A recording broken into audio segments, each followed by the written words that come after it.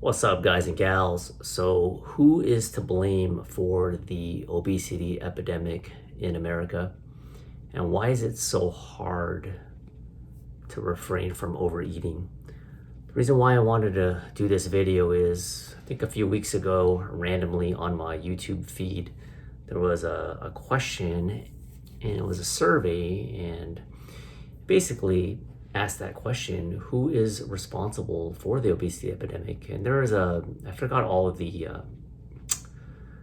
responses, but or all the options, all of them, but the ones that stood out was two of them. One is who's responsible. Personal responsibility was second most popular, and the most popular was the evil corporations, the McDonald's, the Jack in the Boxes, the Chick-fil-A's, etc., etc. So I just want to give you my opinion. If you're new to this channel, welcome. You're probably not 100% sure what I'm going to respond to, how I'm going to respond. But if you are old time subscriber, you probably know my answer. But there is some nuance to it, like many complicated things. So if you care to listen to what I have to say, ultimately, I do believe in the personal responsibility. However, it's very hard to not overeat, and the corporations are at least partially responsible. It's not a fair fight. For instance, there's two main factors that I want to talk about. One is the actual ingredients within food, in particular junk food, fast food. I'm talking about America because I live in the United States of America, in California. That's one aspect I want to talk about briefly. And the second one are the outside factors, which, if you make it this far in this video, which I hope you do, I will explain that succinctly as possible. So with food, because it can be very addictive, and people that say that eating food addiction is not real is not true. I'm not addicted to food. I have good self-discipline, but I can understand and have sympathy for people that have food addictions, just like a gambling addiction, shopping addiction, porn addiction. Everyone has their vices, and food is not the exception. And regarding the types of ingredients in food, there's a lot of addictive ingredients within fast food and junk food in general. One is high fat content. You can thank our hunter-gatherer days or caveman days for that, because we never knew when we were going to get our next meal. So our bodies over the years have evolved, but have always maintained that that biological response to try to hold on to as much fat as possible, not knowing when we're going to get our next meal due to times in which you are famished. That's why I think you've seen, like, National Geographic, you see some bears that will get so fat during certain months because they know they have to beef up, because they get really skinny during the winter months when there's not as much food available. But I digress. So if you catch my picture, so the high fat content is very tasty. It satiates you. It makes you want more. So, hamburgers are high in fat, cheeseburgers, burgers, steaks. I'm not going to go through the whole list. It's very common sense, right? So the high fat content makes it very hard and not a fair fight.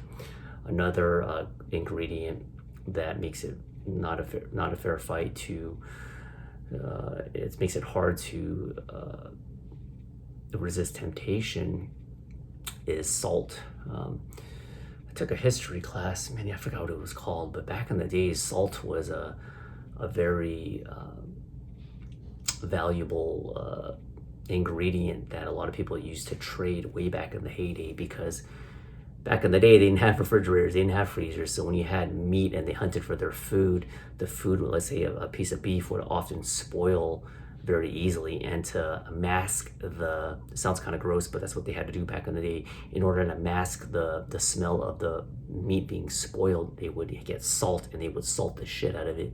They would salt, part of my language, they would salt the piece of meat like crazy, and it would make it taste better, but it would also minimize the smell of it spoiling. I know that sounds gross. So salt is And people like salt too. Some people. I'm more of a salty guy. I like chips over sweets, but salt is another ingredient. So the French fries, they put a lot of salt on it. In general, a lot of high in sodium. So you got the fat content high, you got the salt content, sugar as well. Sugar is highly addictive. It gives you that. It boosts your. Gives you that crash and burn effect. It increases your glucose levels. You get that crash and burn effect. Your A1C goes through the roof, then it goes back down. So man, you got stuff that's fast food that's high in fat, high in salt, high in sugar. And another one, an actual ingredient, is caffeine too. Caffeine can be addictive. I'm not judging. A little bit of caffeine is good for you. I had some from a pre-workout right before I worked out. Caffeine can be highly addictive, and I'm not going to get in details. It's very obvious. So you got all these components that make it not a fair fight. It makes it very hard to resist fast food and junk food in general. Now, if you made this far in this video, I want to talk about the second aspect, the outside factors, and what is that? That is the advertising. I don't have the numbers on top of my head, but when's the last time you've seen a commercial for broccoli? When's the last time you've seen a commercial for kale, for carrots? Rarely, right? When's the last time you've seen a commercial for Jack in the Box, Burger King, McDonald's, Wendy's, Chick-fil-A, Sonic, Arby's, Little Caesars, Round Table, Pizza Hut, Taco Bell, on and on and on. All the time you get bombarded with this advertising because they want you to buy their product, because they want to fill their pockets with a lot of money. They want their stock to go up, right? They have food scientists that will, I don't think the Whopper is really flame broiled. Maybe it is, but I know for sure, or I'm pretty sure that they have food scientists that will create certain scents that will mimic what it should taste like, and they'll make it. They do it, and then they put a drop on it, freeze it, package it, send it off to the local McDonald's near you, local Burger King near you, and it tastes just like it, and it's just so addictive. So you got those food scientists, and they know what to do.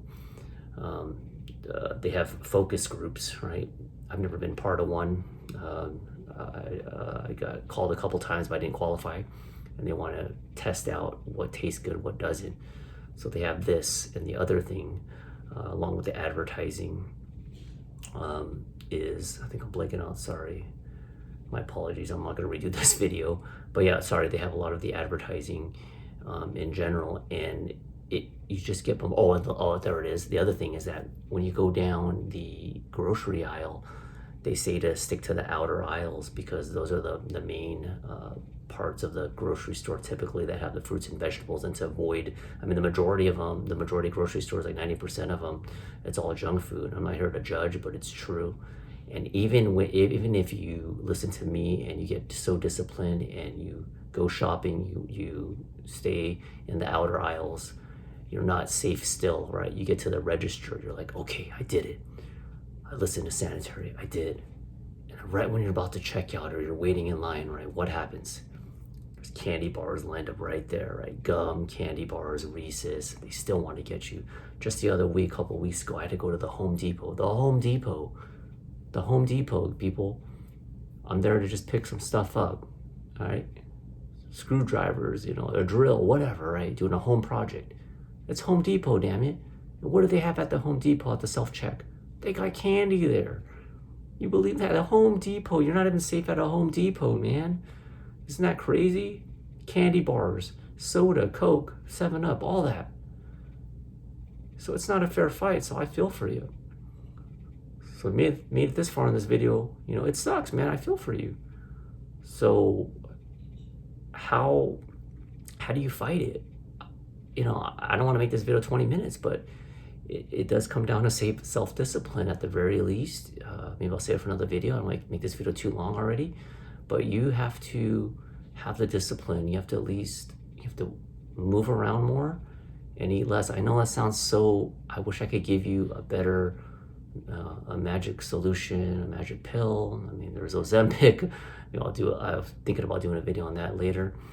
But it's work. It's not easy.